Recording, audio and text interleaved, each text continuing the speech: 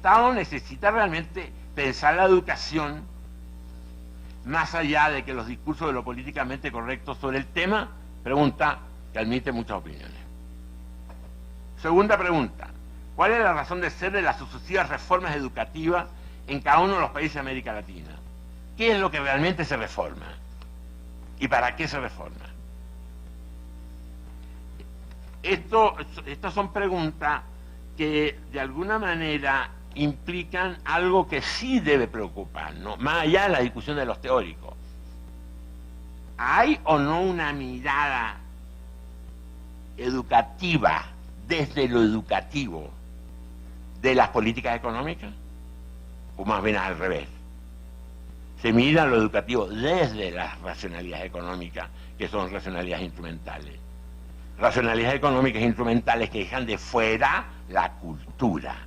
Y si hay un problema que afecta a los países de América Latina, es crónico y secular, que se viene heredando desde el siglo XVII y XVIII, que se reprodujo en el siglo XIX y en el siglo XX, que es la desarticulación de la racionalidad económica y de las racionalidades culturales.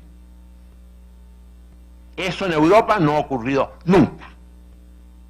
Quizás ahora puedan comenzar a tener algunos problemas. Pero siempre hubo, por ejemplo, en los grandes esquemas ideológicos europeos, siempre estuvieron articulados con desarrollos económicos y sociales. Aquí no. Una fuerte desarticulación.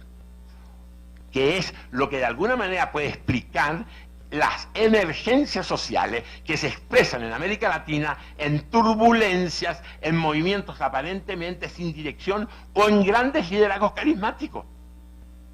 En grandes líderes carismáticos que de alguna manera como que resuelven en una coyuntura determinada esta fuertísima disociación que ha sido crónica en nuestros países entre la racionalidad económica que se impone o desde afuera o por algunos pequeños grupos internos, que es lo que algunos teóricos han llamado la colonialidad reproducida hoy, y las racionalidades culturales que están asociadas a toda la población, a esas ideas vagas, a esas ideas imprecisas, pero que tienen una enorme fuerza porque eso es lo que mueve a la gente, las necesidades de la gente todos los días, y que no necesariamente se van a traducir en posturas ideológicas.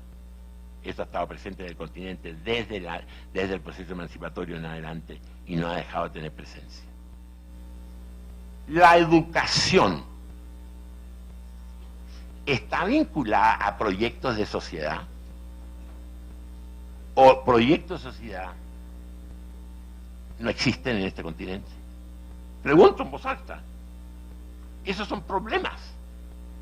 ¿Por qué son problemas? Porque si yo no tengo claro esto, ¿cómo voy a definir políticas? ¿Y cómo voy a dar el paso de la mera normatividad de una declaración de principio a una práctica? Y aquí viene el problema de los diseños de política. Esto se ve en países incluso como Bolivia. Puede haber un discurso, por ejemplo, sobre la multiculturalidad. Pongo un ejemplo, no sé si lo habrán resuelto, pero los diseños de las políticas concretas de multiculturalidad no están claramente diseñadas. Porque el diseño de esas políticas no es una política sectorial, no es solamente educativa, supone políticas multisectoriales, porque hay que formar los jueces, hay que formar los abogados, es decir, hay una serie de cosas. De otro modo, simplemente la llamada política de la multiculturalidad es una política puramente indigenista, y no una política puramente indigenista, es una política de país.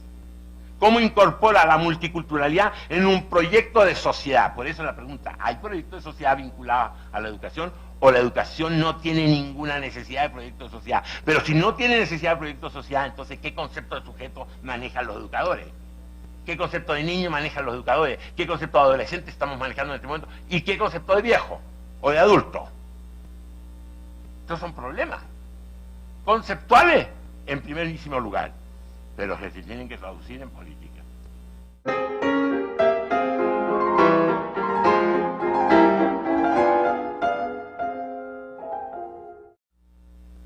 El funcionario es central, digamos, es el gran intelectual que tiene la función de engranar, de enlazar la gran discusión que puede provenir de los círculos académicos, de los círculos de la gente que piensa o que discute y que especula, y su traducción en práctica. Y eso no ha sido valorizado, no ha sido valorizado, no ha sido respaldado, y hay que respaldarlo, y hay que abrir los espacios de discusión, pero no para meramente especulaciones de ideas, sino para que las ideas puedan irse sedimentando y se puedan de alguna manera transformar las ideas hacia los planos operativos de propuestas concretas que de alguna manera resuelvan los problemas que estamos planteándonos. Tenemos que tener conciencia del momento que estamos viviendo. Es decir, ¿qué significa hablar de globalización? ¿Qué significa hablar de apertura? Entonces no son conceptos solamente económicos, son conceptos culturales. Y cómo en ese concepto globalización, apertura al mundo o lo que sea, ¿cómo juega ahí la multiculturalidad? ¿Cómo juega ahí la diferencia de sujetos? ¿Cómo juegan ahí las regiones? Eso no son preguntas menores, porque lo que está aquí en juego es la misma discusión de la CEPAL de los años 50, pero en otros parámetros. ¿Qué tipo de sociedad es la que emerge? ¿Qué tipo de sociedad es la que podemos construir en las condiciones actuales de la llamada globalización? Para lo cual tenemos que tener claro qué entendemos por globalización, cosa que a veces podemos dudar que lo tengamos claro. Tendemos a reducir el concepto de la globalización a un solo campo de significado, por ejemplo, como podría ser el campo de la informática o el campo de lo económico financiero, pero es mucho más que eso. Evidentemente es un concepto que tiene implicaciones en la sociedad civil, tiene implicaciones políticas sobre cómo hacer las cosas, tiene implicaciones sobre lo que es la vida pública, tiene implicaciones sobre lo que es el sistema político, sobre el papel o no papel que va a cumplir la nación y por lo tanto cómo se está redefiniendo el papel de la memoria colectiva y por lo tanto cómo se están transformando los llamados colectivos sociales a los cuales cada persona pertenece de alguna manera o de otra. Así, está en juego todo eso. Es un cambio de época. Cuando hablamos de globalización estamos hablando de un cambio de época. Y ese cambio de época está creando trastornos múltiples. Lo están viendo incluso en Europa en este momento. Y desde luego nosotros aquí. Y en ese contexto es donde se puede dar un fructífero diálogo entre gente que está en la responsabilidad de diseño de política y la academia, que está buscando ideas. Porque lo que une es precisamente el afán de buscar ideas que permitan soluciones no solamente más justas, sino también más lúcidas y que además sean operativas, es decir, que sean ideas que se puedan traducir en políticas que funcionen, no simplemente en puro discurso autorreferido, porque de eso estamos llenos. Nos falta traducirlo en prácticas constructoras.